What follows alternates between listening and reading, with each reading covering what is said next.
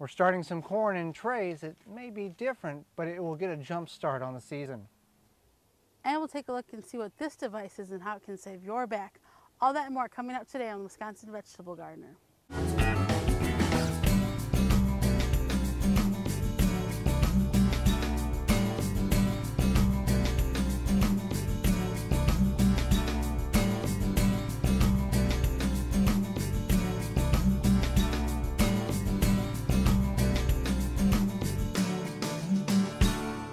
The Wisconsin Vegetable Gardener is sponsored in part by, for all your non-GMO, organic, and heirloom vegetable, flowers, and herb seeds, visit dollarseed.com.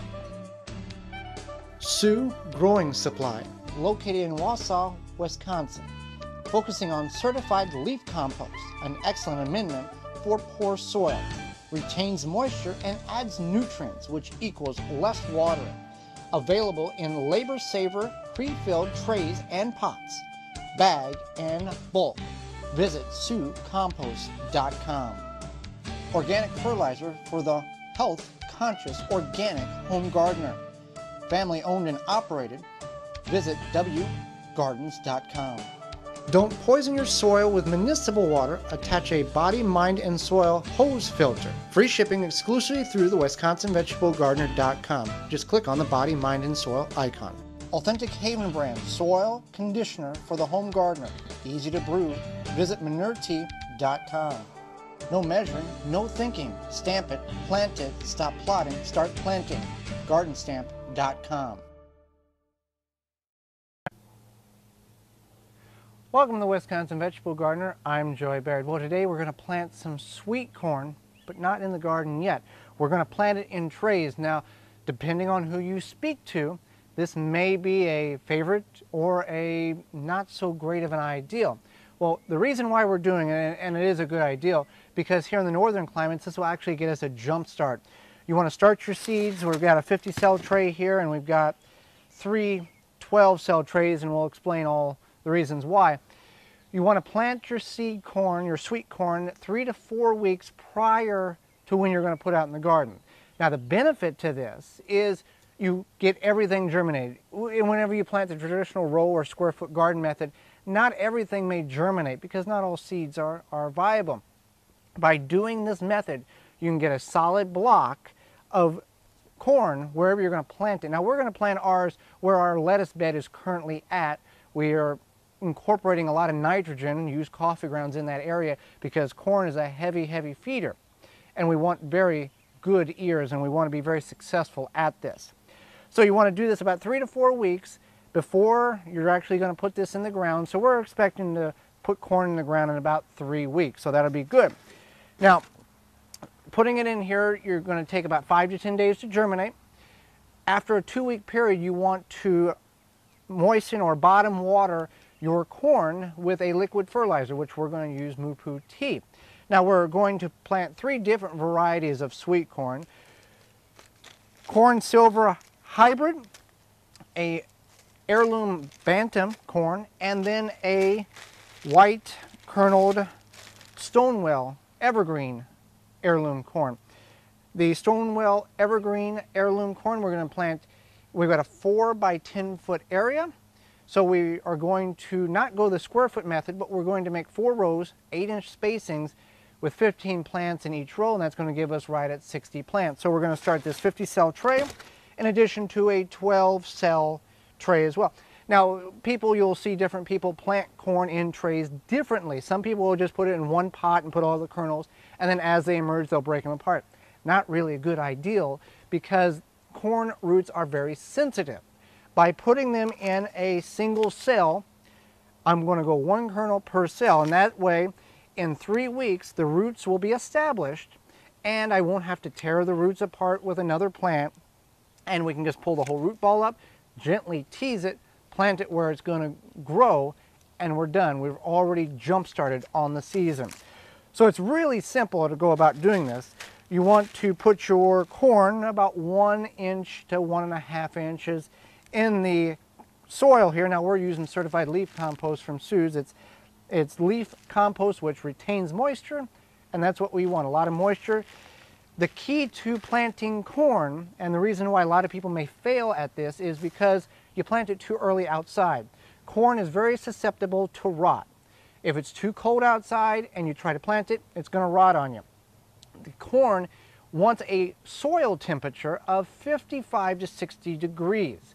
So that's something you want to be aware of. Just don't go planting it when the air temperature, you get your first 70-degree day. The corn's not going to take off. Now, to best get a great germination on here, ideally 90 degrees Fahrenheit if you want to. We're going to take these inside, put them under the grow light, and adequately 75 to 85 degrees room temperature will germinate. If you get 90 degrees, you're going to get a really good successful germination. So after all that's been said, we're going to go ahead and plant the corn. Now, we're planting two different ways because the Stonewell Evergreen sweet corn, the heirloom variety, is going to go back in the lettuce bed like I said. Now the other two varieties, we're going to do something very unique. We're going to try to do self-watering containers in two different devices. Well, one different device. There's two different ways you can go about doing this. We've got a smart pot here. This is a 5-gallon smart pot, which we're going to fill with certified leaf compost, and we're going to put 4 healthy seedlings of corn in, whether the Bantam or the hybrid Silver King. And we're going to do 2 different pots in a container that's going to self-water from the bottom. And in the other container, self-water, we're going to put the Bantam corn.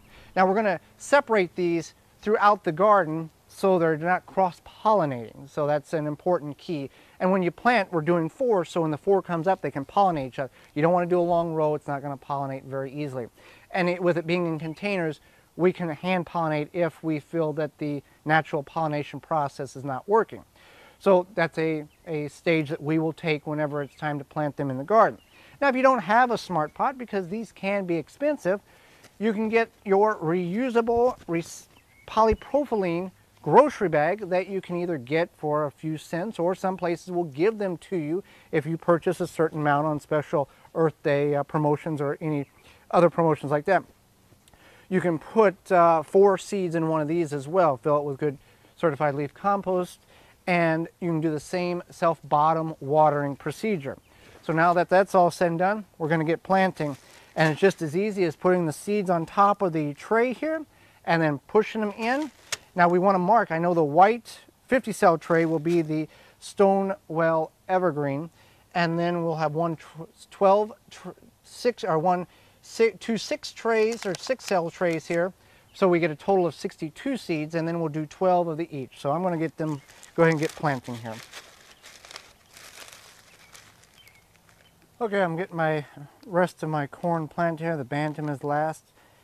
Now if you save heirloom seeds, and you know they're pure heirloom, and they're not potentially crossed with a genetically modified corn from a large agricultural field nearby, you want to save the largest kernels and then keep them in a cool, dry place so you can plant them again next year. So I've got 3 different varieties here. We're going to let them germinate 5 to 10 days. In about 2 weeks, we'll go ahead and bottom water them with some Moo-Poo tea to give them another energy boost. And then whenever the temperatures outside, the soil temperature that is, reaches 55 to 60 degrees, then we can select our best 8 to go in our smart pot self-watering containers, and we can select the best 50 to 60 to go in our raised berm where the lettuce is currently located. So starting sweet corn inside to get you a jump on the harvest. Just one another way to go about doing that. So how do you know if your soil is the right temperature? Well, that's what our quick tip is all about this week. So it's all about soil temperature, not so much ambient temperature. Obviously, ambient temperature is a very important aspect of plant growth, but the key is to where the roots are going to be at and what that temperature is, because it can be 80 degrees outside, but it can be 65 degrees or colder beneath the ground based on how long the air temperature has been that warm. So one way you can test it is get a thermometer. This is a meat thermometer from the kitchen. This will work just fine. Don't worry about it. If you're an organic gardener, it's not going to taint the soil or be sure you clean it when you get done. What we're going to do is figure out where, we're in our pepper bed, so let's say the peppers are going to be planted about 4 inches deep. So let's dig a hole about 4 inches deep. Now what I want to do is I want to take I want to probe the thermometer. Now if you have a regular dial dial thermometer, that'll work as well too. I want to probe to the side to see what the soil temperature is. As you can see, it's 57, it's going down. Now this is where the root zone would be, so this is how cold the roots are going to be. And as you know, for peppers are a tropical plant, so they need very warm roots. So we're still dropping. We're at 56 now, 50, 56, 55. So obviously it's not warm enough, but this is a great way to figure out if the soil temperatures are warm enough for you to successfully plant your vegetables, that they won't be in a shock. So corn, 55 to 60, tomatoes, 55 minimum, peppers, I would go as warm as 65 before I decide to put peppers in the ground. But you want to test your soil temperature at where the roots are going to be, not just on the top of the soil. Flowers are important to plant in your garden because they attract pollinators, but also with the decline of bees, that way you'll give the bees something to pollinate as well, and it helps the bees. So I'm planting these morning glories. The variety is called Trail Mix. Morning glories are a vining flower, so since we're planting everything kind of by the tomatoes here, I'm just going to assume that they're going to climb up the tomato cages. If you have some sunflowers that you're planting, you can plant them by the sunflowers, or even something like Jerusalem artichokes, because it'll climb up the stalk of that as well. Or if you have somewhere outside of your house that you want it to climb up, maybe like an outside porch railing or something like that, you could definitely plant them there. They're pretty easy to plant. I'm just going to plant probably 6. They're pretty big seeds, so I'll plant about 6. I'll plant about 6 in this spot here, and that will be enough. And you can plant them once you're away from about a week or 2 after your last frost date, or your last frost date. So I'm gonna go ahead and get them planted. Okay, so there's not a lot of skill here. I'm just kind of moving the dirt, and the leaves here already, and then I'm just gonna plant them, toss them in there. Not really very technical, and then I'm just gonna cover them back up. And they should germinate within a couple weeks. They do prefer full sun to very minimal shade. We are underneath the tree here, so they'll get a decent amount of sun for the morning part and the late afternoon as well. So there you go. Flowers for your garden, something you definitely want to plant for a handful of reasons.